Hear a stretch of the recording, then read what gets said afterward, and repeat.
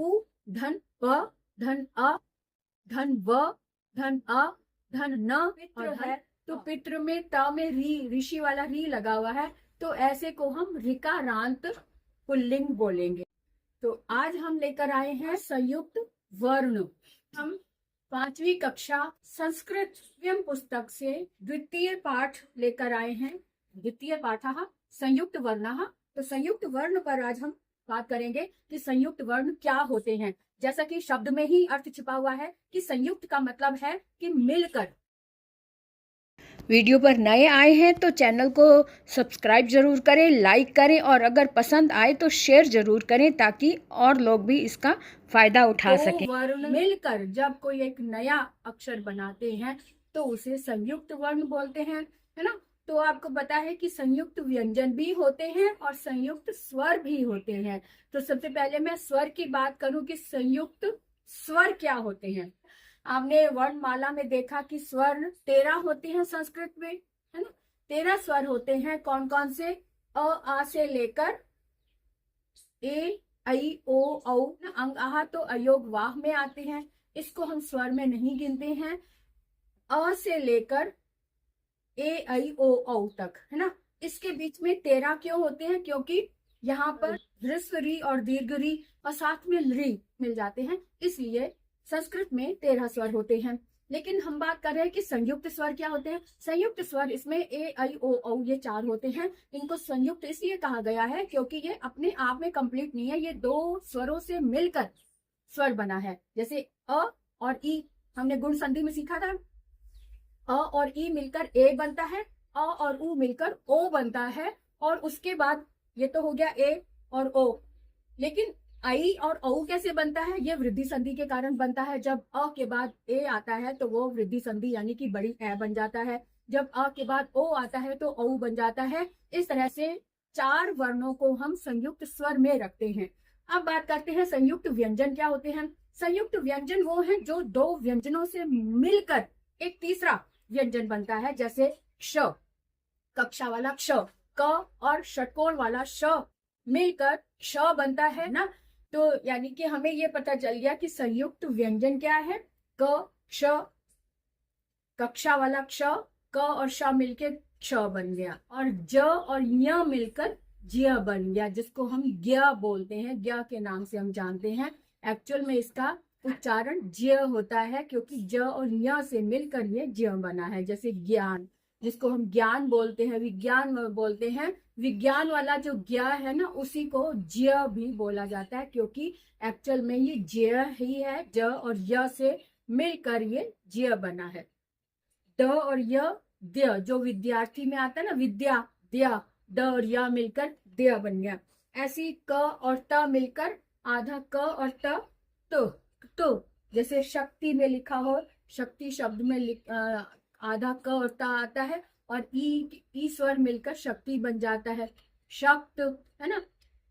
इसी तरह से द और र मिलकर द्रव, द्रवित। तो द्रव्य, द्र में द और र मिलकर द्रव बना। और इसके अतिरिक्त है त और रा से त्र बना, श और रा से श्र बनता है, प और र से प्र जिसके पैर के नीचे र होता है उसके प्रक्रिया में आता है ना, प्रक्रिया। तो प और रा मिलकर प्र, ही द और ध मिलकर ध, जैसे युद्ध, बुद्धि, बुद्ध में ऐसे द और ध मिलकर ध बना। इसी तरह से द और व मिलकर द्व, द्व जैसे कि द्वि, द्वौ, द्वे, इस तरह से इनके रूप बन जाते हैं। तो द्व में जो है ये भी संयुक्त वर्ण है। तो इस तरह से हमने देखा कि संयुक्त वर्ण कैसे बनते हैं, और अब हम देखेंगे कि इनका संयोजन कैसे होता है। संयोजन करके हम देखें कि इसमें कौन कौन से वर्ण मिले हुए हैं, और फिर वर्ण संयोजन के बाद हम वर्ण विच्छेद करके भी देखेंगे कि शब्द, किसी शब्द में कौन कौन से वर्ण बने हुए हैं, वर्ण लगे हुए हैं। तो ये वर्ण संयोजन या वर्ण विच्छेद से हम जान सकते हैं कि किस शब्द में कौन से वर्ण लगे हुए हैं। अब जैसे एक शब्द हमने लिया कमल, तो कमल 3 अक्षर हैं कहने को, लेकिन इसमें स्वर भी मिलाकर ये 6 अक्षर हो गए क्योंकि क अपने आप में कंप्लीट नहीं है, क में अ का स्वर आ रहा है, क, इसका मतलब क धन अ। उसके बाद म है, म में भी आ की आवाज आ रही है, म, तो इसका मतलब म धन अ। उसके बाद ल, ल धन अ, ल में भी आ की ध्वनि आ रही है, इसका मतलब तीनों में ही अ स्वर छुपा हुआ है। क धन अ, म धन अ और ल धन अ, तो इनको मिलाएंगे तो बन जाएगा कमल, कमल, है ना।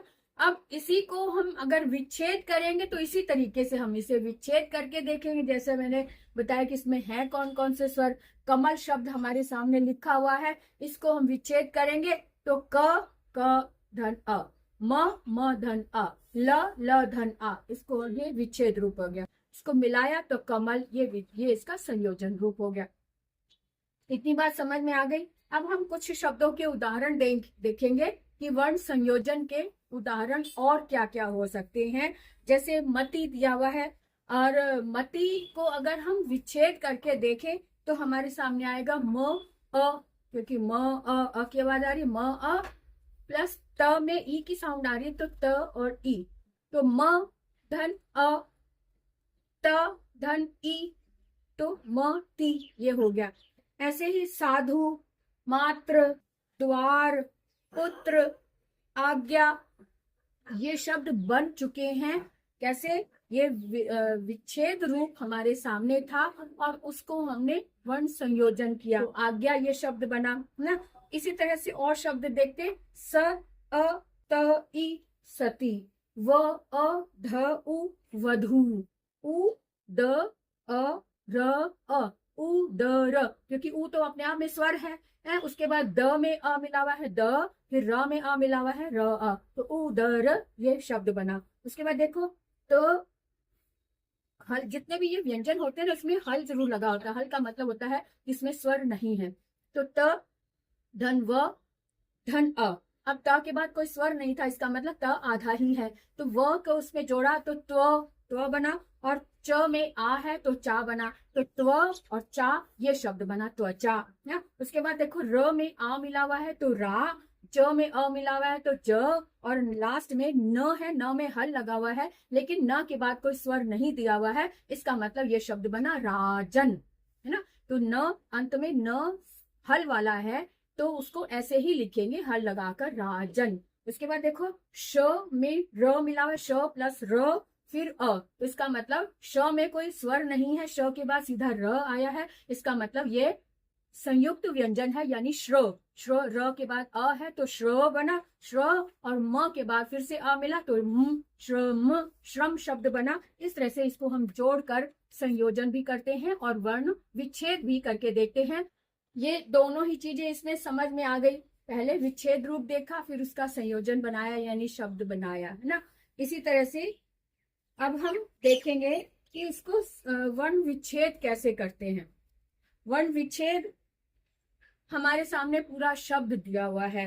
अब जैसे कि शब्द हमारे सामने दिया हुआ है उपवन, उपवन शब्द दिया हुआ है। उपवन को अगर हम विच्छेद करेंगे तो उ, क्योंकि उ तो स्वर है अपने आप में कंप्लीट है, उ के बाद प की साउंड आ रही है तो प में हल लगाया, फिर प्लस अ लगाया क्योंकि प में अ का स्वर आ रहा है, उ प धन अ, फिर व आ गया तो व में हल लगाएंगे, फिर धन अ लगाएंगे, फिर न आ जाएगा तो न में हल लगाया प्लस अ, तो इसको मिलाएंगे तब बन जाएगा शब्द उपवन, है ना।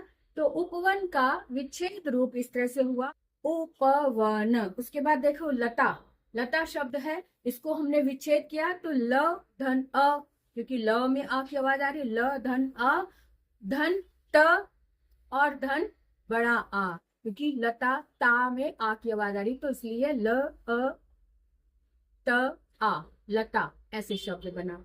इसके बाद देखो विद्या देख लो, व ई द य और आ, द में हल है प्लस य में भी हल है, फिर लास्ट में बड़ा आ यानी द्य आ, विद्या। व में ई है तो वी द य आ, विद्या, ऐसे शब्द बना। इसके बाद पुस्तक ले लो, इसी तरह से पुस्तक है वृक्ष है, प्राचीन है, संस्कृत है, ज्ञान है और श्रम है और जननी। लास्ट में मैं आपको एक वर्क दे रही हूँ, आप मुझे कमेंट बॉक्स में लिखकर बताएं कि जननी शब्द को हम वर्ण विच्छेद में कैसे लिखेंगे। जननी शब्द है, इसका वर्ण विच्छेद क्या होगा, आप मुझे कमेंट में लिखकर बताएं। ये चैप्टर कंप्लीट हो गया है। अब आप मुझे कमेंट में लिखें कि आपको कितना समझ आया, और कोई आपको डाउट है तो आप लिख सकते हैं कमेंट में कि ये शब्द कैसे होगा, या जो भी डाउट है उसके बारे में लिखें। और जो मैंने एक प्रश्न पूछा है जननी, उसका विच्छेद रूप आप कमेंट में लिखकर मुझे बताएंगे कि इसका विच्छेद रूप क्या होगा। ठीक है, तो आज के लिए इतना ही। वीडियो पर नए आए हैं तो चैनल को सब्सक्राइब ज़रूर करें, लाइक करें और अगर पसंद आए तो शेयर ज़रूर करें ताकि और लोग भी इसका फ़ायदा उठा सकें। आज के लिए इतना ही, फिर मिलेंगे अगले वीडियो में।